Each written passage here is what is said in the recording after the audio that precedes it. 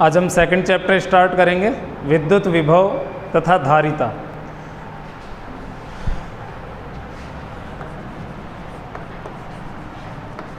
Chapter second,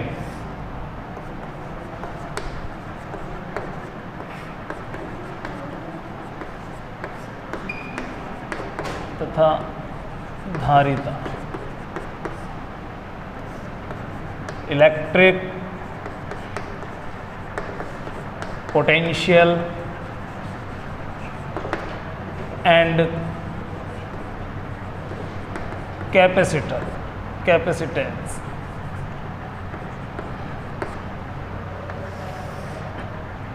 तो इस chapter के दो पार्ट हैं, एक हिस्सा तो विभव के बारे में और एक धारिता के बारे में, या ऐसा कहें कि हम एक्चुअल में ये दो चैप्टर हैं, विभव अलग है, धारिता अलग है, लेकिन दोनों के बारे में इसी में दिया है। तो सबसे पहले हम विभव को स्टार्ट करते हैं। तो सबसे पहला टॉपिक है हमारा विद्युत विभव, इलेक्ट्रिक पोटेंशियल। इसको V से व्यक्त करते हैं, V से डिनोट करते हैं।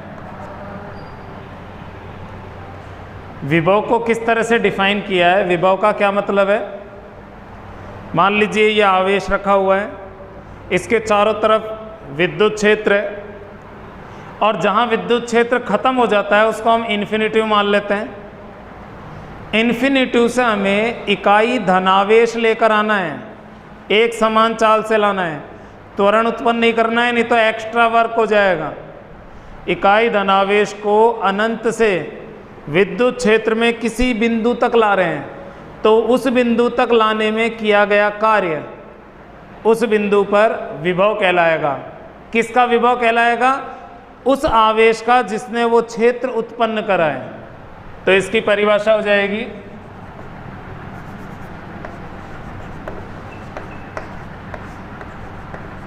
विद्युत क्षेत्र के किसी बिंदु पर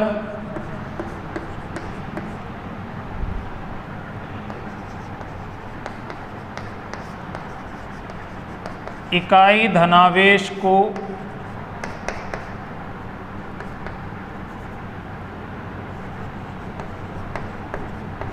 अनंत से नियत वेग से लाने में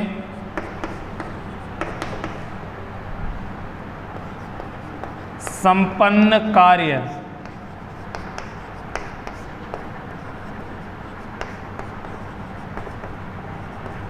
उस बिंदु पर विद्युत विभव कहलाता है।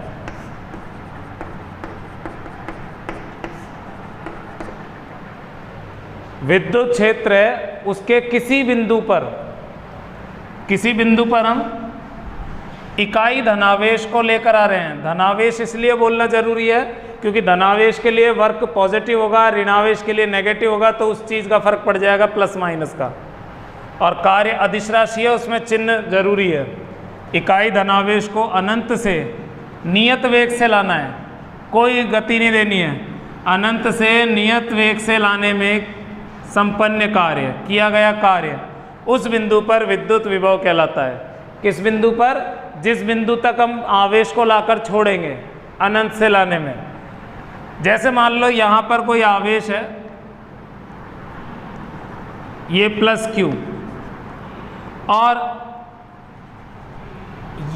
हम इन्फिनिटिव से अनंत से किसी आवेश को लेकर आ रहे हैं।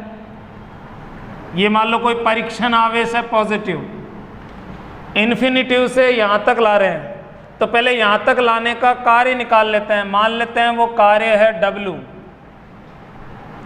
तो टोटल कार्य तो हो गया W, और किसको ला रहे हैं? Q0 को, तो इसी का भाग दे देंगे ताकि ये क्या बन जाएगा? इकाई आवेश का कार्य। इसी को बोला है विद्युत विभव। किस बिंदु पर? इस बिंदु पर। ये कहा है ना यहाँ पर, उस बिंदु पर विद्युत विभव कहलाता है, तो इस बिंदु पर विभव। ये किसका विभव है? इस आवेश का है, क्योंकि इसने वहाँ पर विद्युत क्षेत्र जनरेट किया हुआ है, वहाँ पर इसका प्रभाव पड़ रहा है, इसी के विरुद्ध लाने में कार्य किया गया है। इसका कार्य नहीं होगा, इससे तो डिवाइड कर दिया, ये तो इकाई के लिए है। आप इसकी वैल्यू कितनी भी रखो, इसका तो वैसे भी भाग लगेगा, तो इसका भाग लगेगा तो वो तो इकाई आवेश के लिए ही निकलेगा हमेशा। तो फिर ये इसका सूत्र हो गया।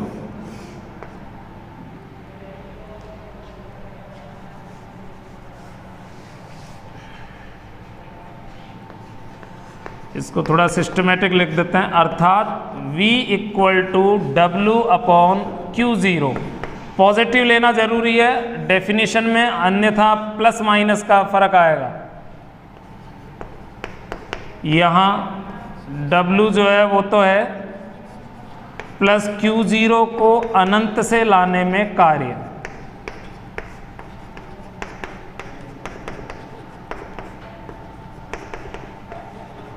इन्फिनिटी से लेकर आ रहे हैं, उसमें किया गया कार्य।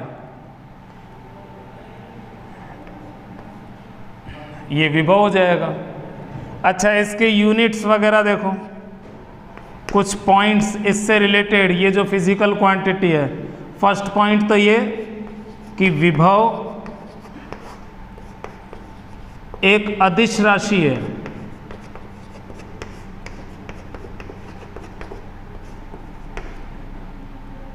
अदिश राशि तो है, लेकिन अदिश राशि का मान कई बार नेगेटिव भी होते हैं, जीरो भी हो सकते हैं, तो हम इसकी जगह लिख देंगे ये कोई सी भी वैल्यू का हो सकता है, इसका मान पॉजिटिव, नेगेटिव या जीरो हो सकता है।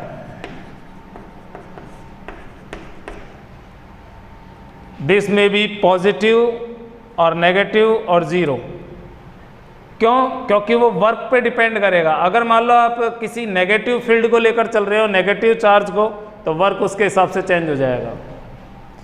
तो ये हो गया इसके अदिश के बारे में और मान के बारे में। V का एसआई मात्रक,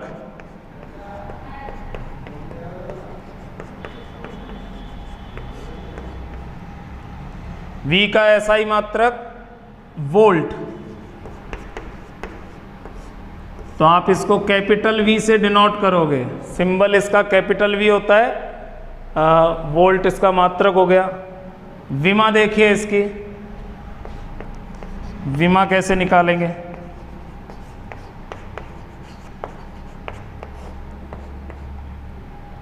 विमा निकालने के लिए यही फॉर्मूला लगा देंगे। इसमें ऊपर वर्क की डायमेंशन, कार्य की विमा होती है mL2T-2, बल गुणा विस्थापन से निकाल सकते हो। बल की तो याद रखो, बल तो बहुत जगह काम आता है। आवेश की विमा होती है AT, तो ये हो जाएगा m L⁻², T⁻⁻3, ये जाएगा ऊपर, तो इसकी घात जो 1 है वो -1 होकर इसमें ऐड हो जाएगी, और ये ऊपर जाकर घात -1। तो जब आप कोई भी भौतिक राशि फर्स्ट टाइम पढ़ते हो तो उसकी डेफिनेशन, फॉर्मूले पता होने चाहिए। उस भौतिक राशि के बारे में इतनी चीज़ तो पता हो कि मात्रक, विमाएँ क्या होंगी, अदिश है कि सदिश है, सदिश है तो डायरेक्शन क्या होगी, अदिश है तो इसकी पॉसिबल वैल्यू क्या क्या हो सकती हैं। तो कोई भी भौतिक राशि के बारे में बेसिक जानकारी कंप्लीट होनी चाहिए।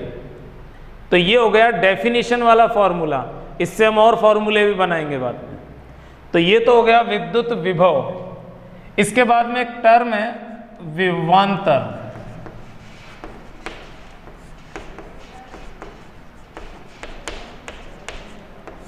विद्युत विभवांतर, electric potential difference, delta V वगैरह से डिनोट कर देते हैं, और कई बार V से भी डिनोट किया जाता है। जैसे आपने ओम का नियम पढ़ा है V = IR 10th में, तो वहाँ इस V का मतलब विभव नहीं है, विभवांतर है। तो कई बार विभवांतर को इससे डिनोट कर देते हैं। जैसे मान लो एक पॉइंट ये है, इसका x कोऑर्डिनेट है x1, एक पॉइंट ये है, इसका x कोऑर्डिनेट है x2। तो x किसको दर्शा रहा है? x स्थिति को दर्शा रहा है। लेकिन अगर हमें इसका अंतर चाहिए तो हम डेल्टा x लिखेंगे, वो हो जाएगा x2 माइनस x1। तो अगर हमारे पास में दो अलग अलग पोजीशन है, दो अलग अलग स्थितियां हैं, तो हम अंतराल को ऐसे दिखा देते हैं। लेकिन कई बार फिर हम डायरेक्ट भी यूज कर लेते हैं, velocity equal to displacement upon time. तो कई बार हम दूरी को या विस्थापन को ऐसे भी लिख देते हैं सिंपली, s अपॉन टी भी लिख देते हैं सिंपली। तो वो यूज के ऊपर है कि आप किस तरह से उसको यूज कर रहे हो। तो ऐसा नहीं है कि आप हार्ड एंड फास्ट ये सोचो कि डेल्टा लगा के ही डिनोट करना है, लेकिन डेल्टा से करना चाहिए तो ठीक रहेगा। ये हो गया विभवांतर। अब विभवांतर क्या है और विभव क्या है? देखो विभव में तो हम क्या है, इन्फिनिटिव से लेकर आए हैं, मतलब शुरू में जो आवेश था ये वाला, ये विद्युत क्षेत्र के बाहर था, लेकिन इसमें हमें दोनों को विद्युत क्षेत्र, दो पोजीशन को विद्युत क्षेत्र में लेना है, आवेश को हमें विद्युत क्षेत्र में ही रखना है। मान लो यहां पर एक आवेश है प्लस Q0 मान लो, यहां से यहां तक ले गए इसको, ये पोजीशन A मान लो, ये पोजीशन B, यहां पर पोटेंशियल VA, यहां पर पोटेंशियल VB, मतलब विभव। यहां से यहां तक का कार्य हो गया WAB।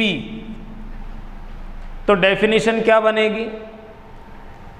डेफिनेशन ये हो जाएगी कि विद्युत क्षेत्र में, ये विद्युत क्षेत्र पूरा यहां से यहां तक, विद्युत क्षेत्र में इकाई धनावेश को किसी एक बिंदु से किसी दूसरे बिंदु तक नियत वेग से, कोई इसके अंदर त्वरण नहीं होगा, नियत वेग से ले जाने में किया गया कार्य, उन दोनों बिंदुओं के मध्य का विभवांतर कहलाता है।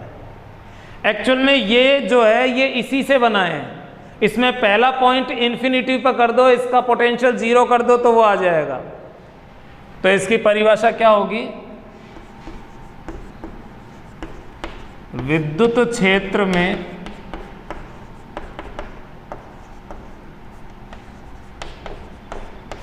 इकाई धनावेश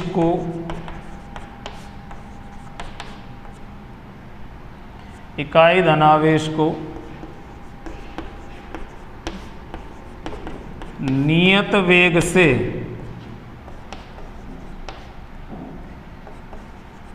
नियत वेग के साथ एक बिंदु से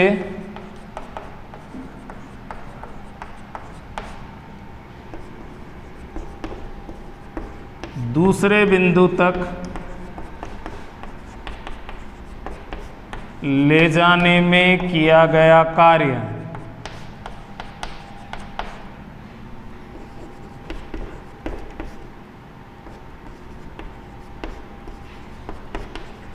उन दोनों बिंदुओं के मध्य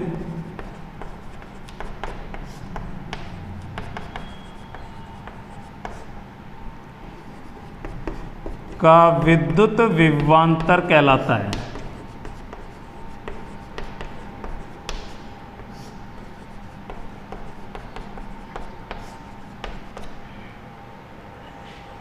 अब हम बार बार विद्युत शब्द यूज नहीं करेंगे, विभव या विभवांतर यूज करेंगे। एक्चुअल में क्या है, गुरुत्वीय विभव भी होता है, लेकिन 12th में कहीं नहीं है, इसलिए कोई कन्फ्यूज़न नहीं है। तो ये लंबा वर्ड हो जाता है तो हम इसको केवल विभवांतर कह सकते हैं। तो डेफिनेशन हो गई, पहले तो ये परिभाषा है, फिर ये है। तो परिभाषा क्या हो गई? विद्युत क्षेत्र में इकाई धनावेश को नियत वेग के साथ एक बिंदु से दूसरे बिंदु तक ले जाने में किया गया कार्य, उन दोनों बिंदुओं के मध्य का विभवांतर होगा। अब वो दोनों बिंदु A और B हैं। अगर A से B तक का टोटल वर्क है WAB,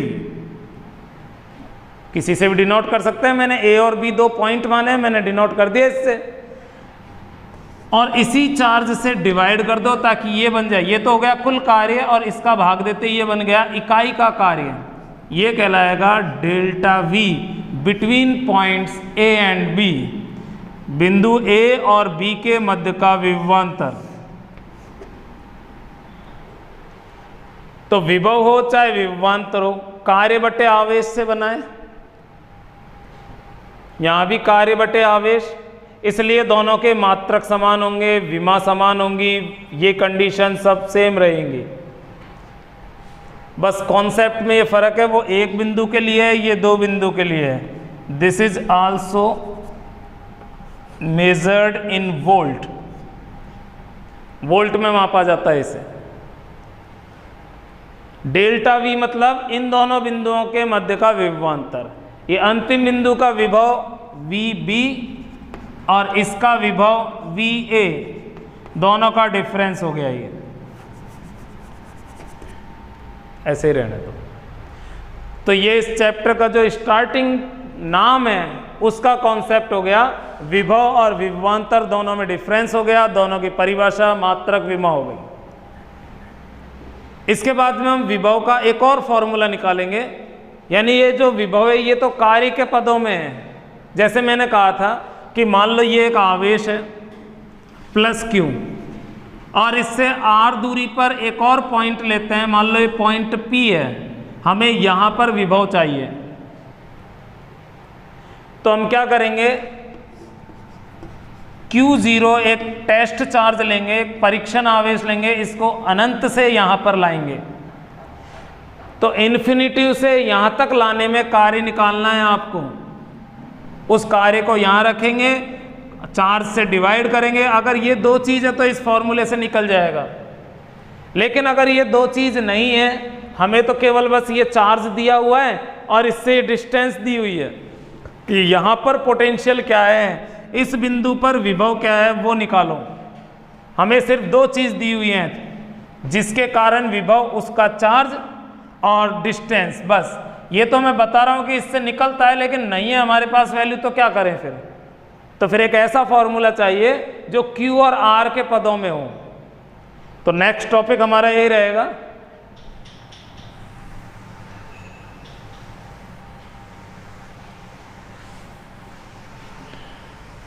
अगला टॉपिक होगा हमारा बिंदु आवेश के कारण विद्युत विभव का व्यंजक।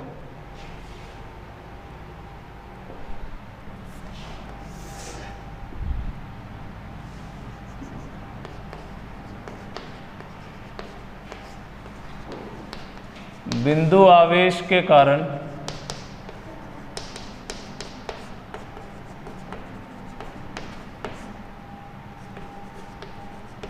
विद्युत विभव का व्यंजक।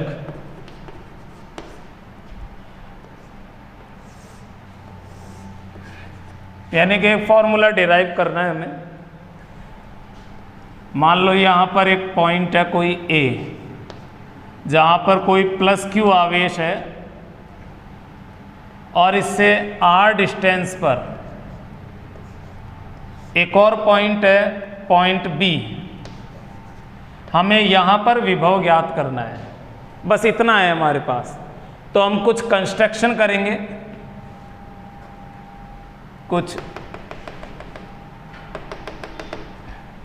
रचना करते हैं। इसको थोड़ा आगे बढ़ा देते हैं। मान लेते हैं यहाँ इन्फिनिटिव। अब इन्फिनिटिव पर तो आप कभी नहीं पहुंचोगे, इन्फिनिटिव तो वो होता है जिसका अंत ही ना हो। लेकिन इसका मतलब यह है कि इससे इतनी दूर चले गए कि इसका प्रभाव नहीं है वहाँ, उसी को इन्फिनिटिव बोल सकते हैं। यहाँ पर एक पॉइंट ले लेते हैं, पॉइंट P। हमें क्या करना है, इस पॉइंट पर नहीं, B पर ही निकालना है विभव। तो हम एक छोटा सा डिस्प्लेसमेंट लेते हैं, छोटा सा विस्थापन लेते हैं। ये छोटा सा जो विस्थापन है इसको मान लेते हैं dx, या dr भी ले सकते हो। dr मतलब एक छोटा सा परिवर्तन। और यहां पर हमने एक परीक्षण आवेश ले लिया प्लस q, छोटा सा परीक्षण आवेश। फिलहाल इस प्लस क्यू की इससे डिस्टेंस, एक काम करते हैं, इसको x ले लेते हैं। r इससे कंफ्यूज होगा, हम तो कंफ्यूज ना हो तो डिफरेंट ले लो x। और इसकी जो डिस्टेंस है वो ये है x। हमने मान लिया इससे x दूरी पर एक आवेश है Q0 और उसका छोटा सा विस्थापन है dx। अब आप यूं सोच रहे होंगे इसको यहां से मेजर किया है कि यहां से कर रहा है। एक्चुअल में ये इतना छोटा एलिमेंट है कि आप इसको चाहे यहां शो करो यहां शो करो, कोई फर्क नहीं पड़ता। तो Q0 पर पहले बल निकाल देते हैं। Q0 पर स्थिर वैद्युत बल, तो Q0 पर स्थिर वैद्युत बल क्या होगा? F equal to 1/4 pi epsilon 0, दोनों चार्ज, एक Q दूसरा Q0 अपॉन इस कंप्लीट का स्क्वायर x स्क्वायर, या ऐसे ही लिख देते हैं शॉर्ट में कि Q0 अपॉन x स्क्वायर, ये बल है। और बल जो है वो x का फलन है, x पर डिपेंड कर रहा है। आप जैसे जैसे इसको नज़दीक लाओगे वैसे वैसे ये दूरी घटती जाएगी, क्योंकि ये दूरी तो यहाँ से ले रहे हैं हम, तो ये दूरी घटती जाएगी तो बल बढ़ता जाएगा। अगर यहाँ से यहाँ तक बल एक समान होता तब तो मैं कार्य डायरेक्ट निकाल देता, कार्य का जो सूत्र है बल गुणा विस्थापन से, लेकिन डायरेक्ट नहीं निकल सकता है, ये परिवर्ती बल है। और आपने 11th में पढ़ा है परिवर्ती बल जो है वो इंटीग्रेशन से निकलता है। पहले हम छोटे से एलिमेंट के लिए वर्क निकालते हैं और फिर कंप्लीट वर्क निकालने के लिए लिमिट लेकर इंटीग्रेशन करते हैं।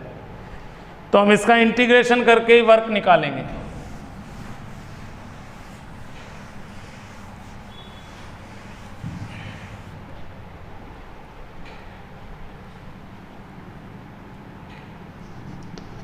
Q0 को dx विस्थापन देने में कार्य,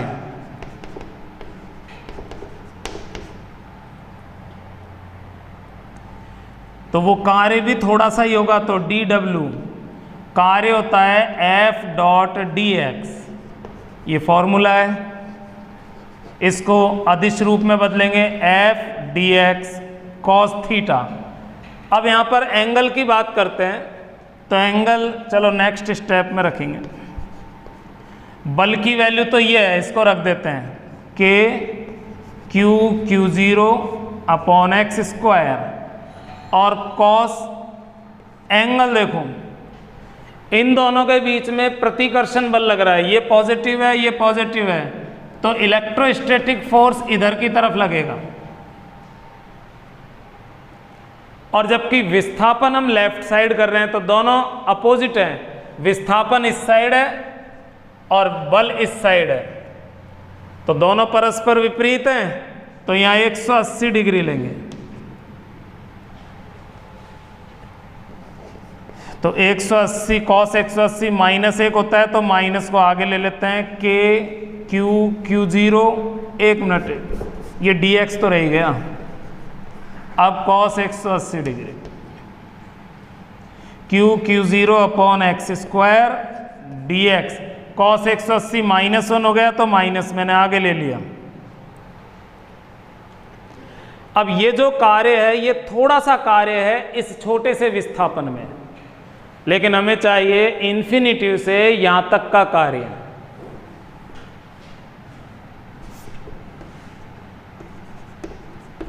अनंत से बिंदु B तक लाने में कुल कार्य, तो कुल कार्य W से डिनोट करेंगे।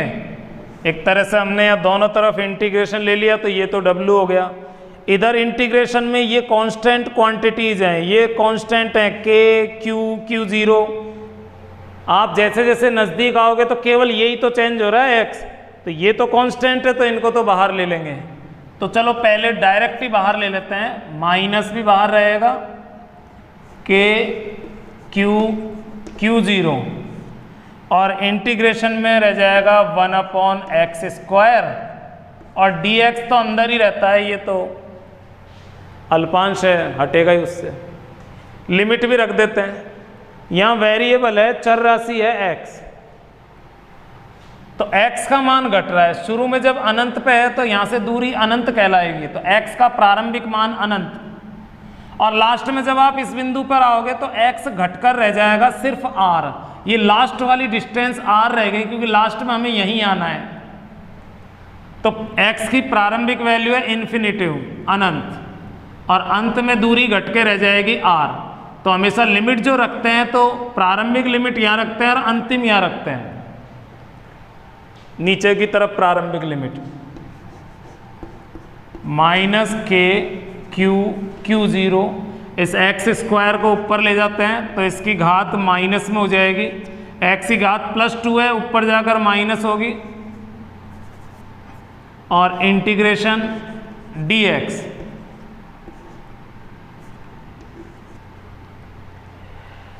हमें अभी इंटीग्रेशन को सॉल्व करना है, तो इस रूप में इसलिए लिखा है कि x की पावर n की फॉर्म में आ गया, जो कि इंटीग्रेशन का एक स्टैंडर्ड फॉर्मूला भी है। x की घात n होता है तो घात में एक जुड़ जाता है, तो x की घात में -2 है तो इसमें एक जोड़ देंगे +1, और ये जो घात बनी है इसी को नीचे ले लेंगे।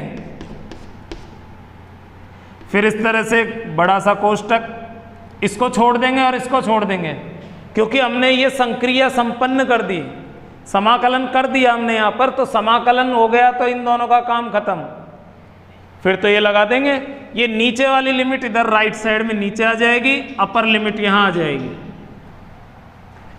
अब इसको सिंप्लीफाई करें, -k q0 x की पावर -1, दोनों को सॉल्व करने पर नीचे भी -1, limit from infinity to r, w equal to, ये माइनस बाहर ले लो और इससे कैंसिल कर दो, तो ये रह जाएगा k q0 x inverse infinitive r।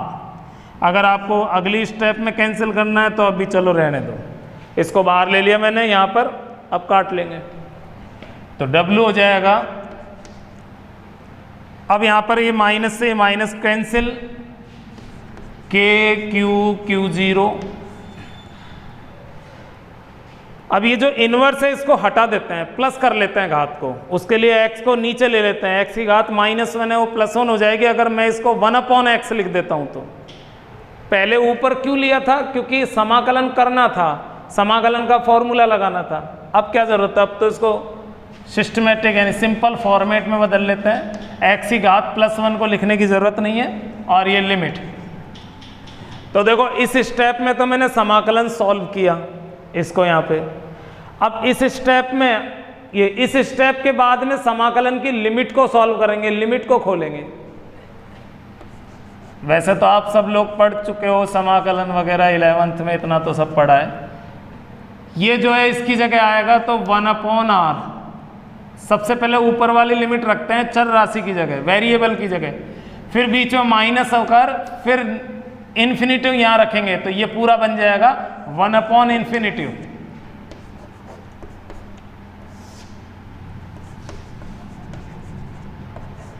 (1/r - 0), 1/∞ को हम 0 ले लेते हैं, तो 0 डिफरेंस में आ गया, छोड़ो उसकी क्या जरूरत है, तो कंप्लीट ये हो गया k q0/r।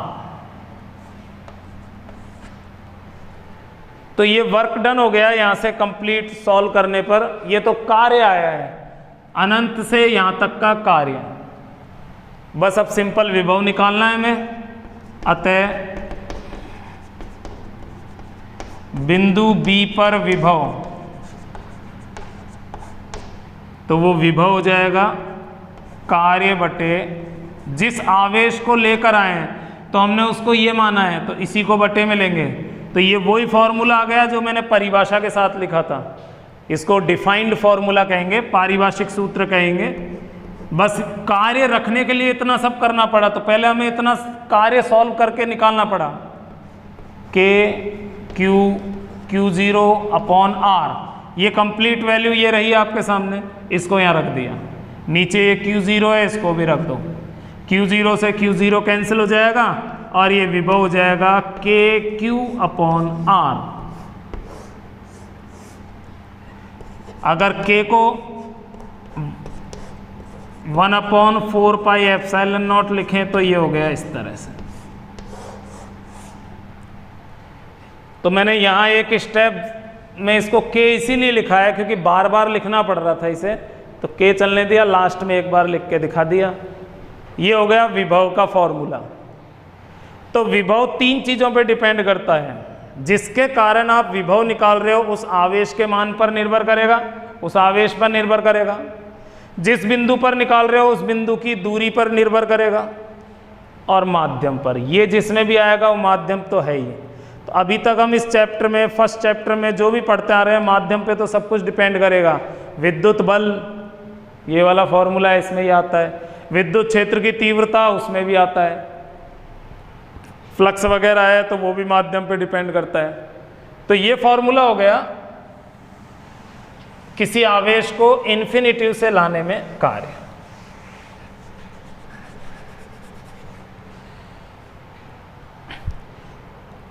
तो विभव का ये फॉर्मूला आ गया V = KQ/R। तो विभव R के तो व्युत्क्रमानुपाती है। अगर हम R के साथ इसका ग्राफ बनाएं तो इस तरह का ग्राफ आएगा, R के व्युत्क्रमानुपाती है। और दूसरा V और Q के बीच में ग्राफ बनाएं तो समानुपाती है। आवेश को जैसे जैसे बढ़ाओगे विभव का मान बढ़ेगा। अगर किसी वस्तु पर कोई आवेश नहीं है, आवेश 0 है, तो विभव भी 0 होगा। तो किसी वस्तु का आवेश बढ़ता है तो समझ लो उसका विभव बढ़ रहा है। अगर मान लो यहां मैं नेगेटिव चार्ज लेता, माइनस लेता, ये तो प्लस ही लेना पड़ेगा क्योंकि परिभाषा में ही है। ये आपको परीक्षण आवेश लेकर आना है, इसको परिभाषा में प्लस इसीलिए बोला है कि आप अपनी मर्जी से कुछ भी मान लोगे तो वो तो चिन्ह चेंज हो जाएगा। भाई अभी इस वाले डेरिवेशन में अगर मैं इसकी जगह माइनस ले लेता तो दोनों में आकर्षण हो जाता, तो बल इधर लगता, तो दोनों एक साइड हो जाते। फिर cos 180 की जगह cos 0 आता, तो माइनस कैंसिल ही नहीं होता ये, तो फाइनल रिजल्ट माइनस का हो जाता। तो अगर हम आपको फ्री छोड़ दें कि आप ये कोई सा भी चार्ज ले लो, तो कोई प्लस लेगा, कोई माइनस लेगा, किसी का वर्क पॉजिटिव आएगा, किसी का नेगेटिव आएगा, तो विभव जो है उसका कोई पर्टिकुलर चिन्ह ही नहीं हुआ, उसको तो कुछ भी ले सकते हो प्लस माइनस। इसलिए डेफिनेशन में इसको तो फिक्स कर दिया कि आपको जो परीक्षण आवेश लेकर आना है वो पॉजिटिव ही रखना है। अब आपने अगर यहां पॉजिटिव रखा तो पॉजिटिव और पॉजिटिव में रिपल्सन होगा, प्रतिकर्षण होगा, तो बल विपरीत हो गया। लाना अनंत से ही है, नजदीक ही लेकर आना है आपको। तो इस तरह से पॉजिटिव आ गए सॉल्व करने पर। अगर इसको नेगेटिव रखते हैं तो ये माइनस ये प्लस, दोनों में आकर्षण होगा और बल की डायरेक्शन ये हो जाएगी। तो जिधर बल है उधर ही विस्थापन है, दोनों सेम डायरेक्शन में होने की वजह से इनके बीच में एंगल 0 होगा और कार्य F dx cos 0 से cos 0 पॉजिटिव 1 होता है, +1, तो कार्य प्लस का हो जाएगा। तो फिर यहाँ ये माइनस नहीं आएगा एक में भी, और जब ये माइनस नहीं आएगा तो ये माइनस कैंसिल नहीं होगा, तो फिर माइनस बचना शुरू हो जाएगा यहाँ, और लास्ट में रिजल्ट आ जाएगा नेगेटिव। तो कुल मिला के हमने ये एक निष्कर्ष निकाला कि अगर पॉजिटिव चार्ज है तो इसका विभव >0 होगा, पॉजिटिव चार्ज का विभव भी पॉजिटिव होगा >0, और अगर कोई चार्ज नेगेटिव है, माइनस का है, तो इसका विभव भी माइनस का होगा, यानी कि 0 से कम होगा। और विभव 0 है इसका मतलब चार्ज भी 0 है, इससे डिस्कस हो रहा है। तो मैंने जो बताया था कि विभव का मान पॉजिटिव नेगेटिव हो सकता है, तो वो इससे स्पष्ट हो रहा है आपके कि पॉजिटिव भी हो सकता है, नेगेटिव भी हो सकता है, वो डिपेंड करेगा इस चार्ज पर। तो कभी भी आप इसके न्यूमेरिकल को सॉल्व करो तो चार्ज की वैल्यू चिन्ह सहित रखना। कार्य, विभव, फ्लक्स, ये ऐसी क्वांटिटियाँ हैं, और भी हैं काफ़ी, फिलहाल मैं इतनी बात करूँगा, हमने इतनी पढ़ी है अभी तक। तो ये क्वांटिटीज़ वो क्वांटिटीज़ हैं जो अदिश हैं, स्केलर हैं, लेकिन इनके मान नेगेटिव भी हो सकते हैं, इसलिए आपको इनमें चिन्ह सहित लिखना है मान, नहीं तो गलत कहलाएगा वो।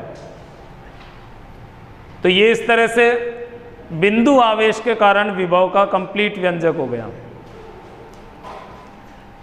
जैसे हमने पिछले चैप्टर में बिंदु आवेश के लिए तीव्रता निकाली थी E KQ/r²। तो तीव्रता में और इसमें दो फर्क है, एक तो इसमें नीचे r आता है और इसमें r², दूसरा ये अदिश है और ये सदिश है, तो डायरेक्शन का फर्क है। डायरेक्शन क्या है, इसमें डायरेक्शन का मीनिंग ही नहीं है, मतलब ही नहीं है। तो ये जो तीव्रता है इसमें स्क्वायर आता है और इसमें r आता है, इसको कंफ्यूज नहीं होना है। कई बार न्यूमेरिकल करते समय हम इसमें r² लगा देते हैं, इसमें r लगा देते हैं, एक इसका ध्यान रखना है। तो जैसे हमने पिछले चैप्टर में तीव्रता का मान निकाला था बिंदु आवेश के लिए, और फिर उसी की सहायता से हमने द्विध्रुव की तीव्रता भी निकाली थी, दोनों की निकालकर अक्ष और निरक्ष पर। ऐसे ही हम विभव भी निकालेंगे। जैसे बिंदु आवेश का विभव आ गया यहाँ पर ये फॉर्मूला, तो ऐसे ही हम द्विध्रुव के लिए भी निकालेंगे, जिसको मैं नेक्स्ट वीडियो में बताऊंगा क्योंकि थोड़ा टाइम लगेगा उसमें। मान लो ये +q है और ये -q है और आपको यहाँ पर पोटेंशियल चाहिए, तो इसके कारण प्लस विभव, इसके कारण माइनस विभव, दोनों को जोड़ देंगे। बल्कि इसमें तो ये फायदा है कि सदिश योग भी नहीं करना, क्योंकि विभव अदिश राशि है। अब इसमें तो क्या है, सदिश होता है, थोड़ा टिपिकल होता है, इसलिए केवल अक्ष और निरक्ष पर निकाला जाता है।